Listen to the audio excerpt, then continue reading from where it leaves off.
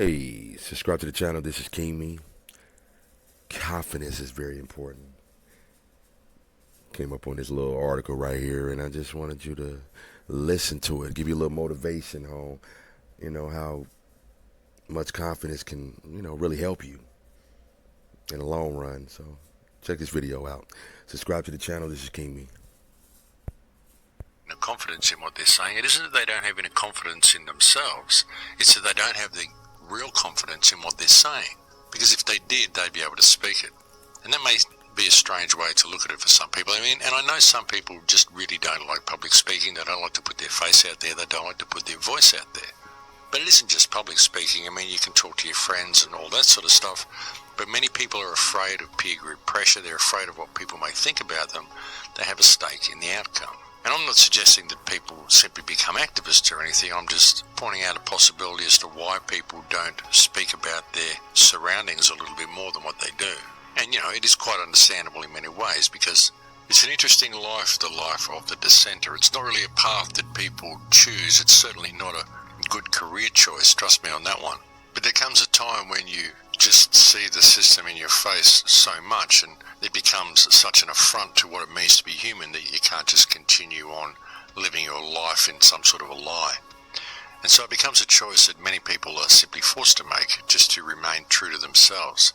But it's a path that is fraught with pitfalls. It's a path that really tends to put you on the outside of society, and it also is a path that opens you up to much abuse from other people, to much judgment from other people. As soon as you put your voice out there, folks, you can be sure that someone's going to try to hack you down. You get one little thing wrong, make one mistake, say one word out of place, someone will use it against you. They always do. That's just the nature of the beast.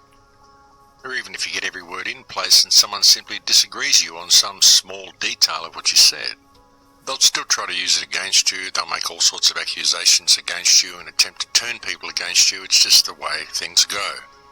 So it's certainly not the most relaxing path to choose, and you certainly need thick skin to stay on the path for any length of time. When you have this correct spiritual perspective about yourself and about your relationship to reality, well, non-compliance comes by default. It really does. You begin to realize that the only thing that holds the system up is our willingness to comply with all of this rubbish that is given to us. And we simply don't need to. But we just do, and we never question it. But we should. Don't worry what anybody else believes and realize that we are all in this together. And if we stand together and address the criminals that are running this world into the ground and controlling our societies and running us into the ground at the same time, we could heal things very quickly. And we can do it without squabbling with each other, because if you've got this correct spiritual understanding, you're not going to be squabbling with people anyway. You're not going to be trolling the internet, accusing people of being shills because they disagree with you. You're going to be looking at the system and putting your energy there, putting your energy into uniting and respecting the people around you so you can all stand up in a massive wave of non-compliance together, because that's what we need to do. Simply stop complying with our own enslavement. It's really that simple, folks. In fact, it's so simple that people just can't see the forest for the trees. There's nothing to stop you getting involved yourself now anyway. There's nothing to prevent you still gaining these basic spiritual understandings you need to find your true path through life. There really isn't. There's nothing to stop you gaining these perspectives. There's nothing to stop you applying yourself to the situation that you're in anyway, regardless of what change comes or doesn't come. Because the thing is, if it doesn't come, if it isn't imminent, if it's just a one big smokescreen the way it always has been, and it's up to us to make the change ourselves, well, there's nothing to prevent you from making those changes to your own life now.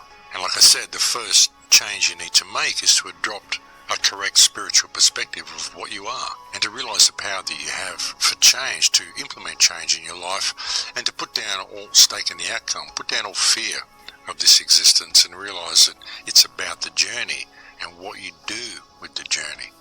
But if you step out of your comfort zone and throw yourself to the wind a little bit, remarkable things can happen, and remarkable change can come to the world if people do that. Because even by doing that, you're not complying with this system. You're not complying with the path that society wants to lay out for you.